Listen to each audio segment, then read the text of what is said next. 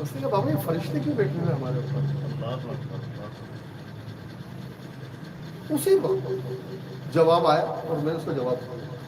اب کوئی پڑھا ہوا نہیں تھا, تیاری کری ہوئی نہیں تھی کہ بھائی میرے سے کوئی ایسا سوال کرے گا تو مجھے جواب دینا پڑے گا. ہمارے تو ذہن میں پیدا ہی نہیں ہوا اس سوال, تم کیوں پڑھتے اس سوال کا جواب؟ اب اس نے سوال کر دیا کہ بابا یہ فرشتے جو ہے یہ کیوں بٹھائے ہوئے اللہ تعالیٰ نے؟ اس کا کہنے کا شاید مطلب یہ تھا کہ اللہ تو ہماری شیرت سے زیادہ نزدیک ہے نا. میں نے کہا بیٹا بات تو تمہیں بہت زبردست بولی ہے. تو کہنے کے ساتھ جواب دیں, اللہ نے یہ فرشتے ہمارے اوپر کیوں رکھے لکھنے کے لیے؟ میں نے کہا دیکھیں بیٹا بات یہ کہ اللہ کو وہ تلاش کریں کہ اے اللہ تم کہاں ہے, تو قرآن میں جواب دیتا میں تمہاری شہرت سے نزدیک ہوں. وہ کہاں ہے؟ ہمارے قلب. پھر یہ فرشتے کیوں رکھے ہوئے؟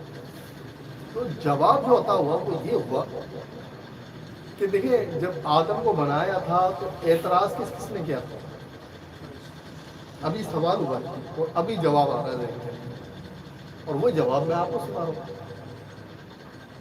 میں نے کہا بیٹا بات یہ ہے کہ جب آدم علیہ السلام کو بنایا تو اعتراض کس کس نے کیا؟ تو کہیے بابا آپ خود ہی بتاتے رہو تاکہ مجھ سے غلطی نہیں ہو اور بات بھی جلدی کمپلیٹ ہو جائے گی. میں نے کہا ٹھیک ہے نہیں بتاتا.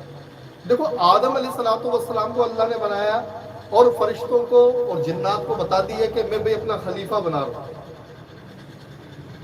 شیطان نے تو اہانت کی, اس نے کہا کہ میں برتر ہوں, میں نار سے ہوں, یہ مٹی سے ہے, اس میں بدبو آ رہی ہے, لہٰذا میں بہتر ہوں اور میں اسے کیسے سجدہ کروں؟ تو وہ تو راندہ درگاہ ہوگا. لیکن اعتراض تو فرشتوں نے بھی کیا. فرشتوں نے کہا مولا ہم تو معصوم ہیں, ہم تو کوئی گناہ ہی نہیں کرتے, یہ جو تو نے پتلا بنایا ہے یہ تو اب تمہیں علم غیب نہیں تھا, وہ قیاس کر رہے تھے. ہزاروں سال وہ مٹی خمیر, کبھی اس میں وہ گارے کی کیفیت تھی تو بدبو آ رہی تھی, کبھی اس میں سے مہک آ رہی تھی. مٹی میں مہک بھی ہوتی ہے نا, بارش ہوتی ہے تو مٹی میں مہک آتی ہے, گارا بنا کر چھوڑ زمین میں بدبو آئے گی. یہ کیا عجیب و غریب سی چیز بننے جا رہی ہے. بشر کہتے ہیں لباسوں سے ذہن میں رکھیے گا. بعض لوگ کے سمجھتے ہیں اللہ انسان کو بنا, یہ غلطی اپنے ذہن میں سے نکال دیں. اللہ انسان کو نہیں بنا رہا ہے, اللہ بشر کو بنا رہا ہے. بشر کیا ہے؟ عربی میں بشر کے معنی ہے لباس کو. انسان تو بن چکے, یہاں تو بشر بن رہا ہے. بشر بنی لباس تیار ہو رہا ہے, جس لباس میں آدم کو بھیجا جا رہا ہے.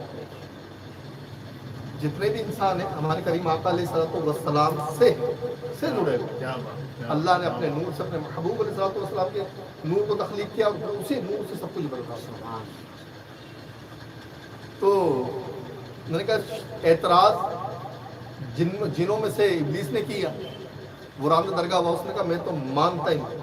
فرشتوں نے کہا مانتے تو ہیں, تو نے بنایا نا, لیکن بولا خلیفہ اسے کیوں, ہمیں کیوں نہیں, ہمیں بنا دے, ہم زیادہ اچھا ایڈمنسٹریشن چلائیں گے, ہم اچھی طریقے سے معاملات کو چلائیں گے. اللہ پاک نے فرمایا جو میں جانتا ہوں تم نہیں جانتے, اور جو یہ آدم جانتا ہو نا وہ بھی تم نہیں جانتے. سورہ بقرہ میں پورا واقعہ. اور پھر اللہ تعالیٰ نے ان سے پوچھا کہ اگر تم جانتے ہو تو بتاؤ, اسما وہ نام بتاؤ.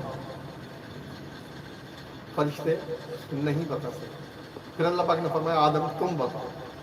آدم علیہ السلام نے وہ اسما بیان کیا. اس میں ایک الگ بحث ہے علماء کے اندر کے. وہ علماء کہتے ہیں کن کے اسما, کن جو چیزیں آنے والی کن چیزوں کے نام بتائے. وہ کہتے ہیں, کچھ کہتے ہیں کہ بھئی صوفیہ کے کچھ اور ہے, ان کا رنگ بڑا خوبصورت ہوتا ہے نا. وہ کہتے ہیں کہ نہیں, جو کچھ خاص اسما تھے. بعض کا خیال یہ کہ محبوبین کے اسما تھے, ان کے نام بتاؤ وہ کون ہے. تو وہ نام بتائے, وہ اللہ اور اللہ کے رسول بہتر جانتے ہیں کن کے اسما بتاؤ. تو میں نے کہا بیٹا اعتراض تو فرشتوں نے بھی کیا, اب جو اس کی حکمت ہے نا وہ تو وہی جانتا ہے. مجھے کیا پتا, میں تو گنوار سا بندہ, مجھے کیا پتا کہ اللہ نے فرشتے کیوں بٹھائے. میرے تو دل میں خیال آیا, وہ تمہارے ساتھ شیئر کروں کہ فرشتوں نے اعتراض کر دیا کہ اے اللہ انسان کو خلیفہ مت بنا, ہمیں بنا. درخواست کی ہوں میرے ادب سے گئے تو کہیں گے فرشتوں نے درخواست کی اے اللہ ہمیں بنا دو. تو جب یہ اللہ تعالیٰ نے ثابت کر دیا کہ آدم بہتر ہے تو خلیفہ ان کو بنا دیا.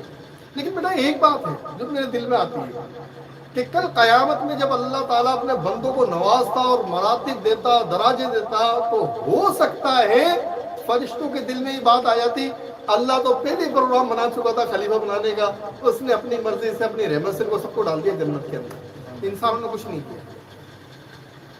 تو اس نے چاہا کہ کل یہ اعتراض نہ کرے کوئی کہ میں نے یوں ہی نواز دیا۔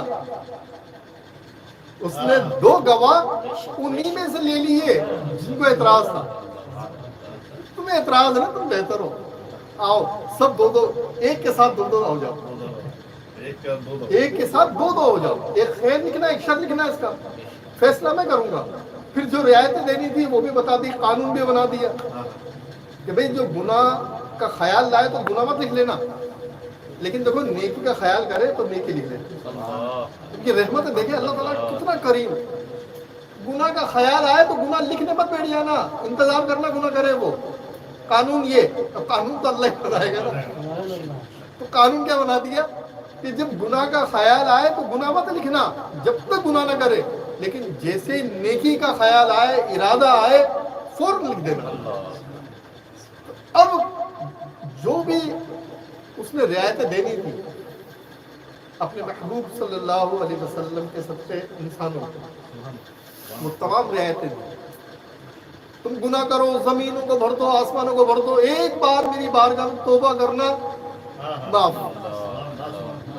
نسخے بتا دیے ساتھ میں، رعایتیں بتائیں کہ گناہ کرو تو نا امید مت ہو جانا کہ مجھے تو گناہ اتنے ہو گئے، میرے ساتھ کیا ہوگا۔ نہ، گناہ جتنے چاہے کر لینا، لیکن میری بارگاہ میں آ کے مرنے سے پہلے پہلے توبہ کر لینا۔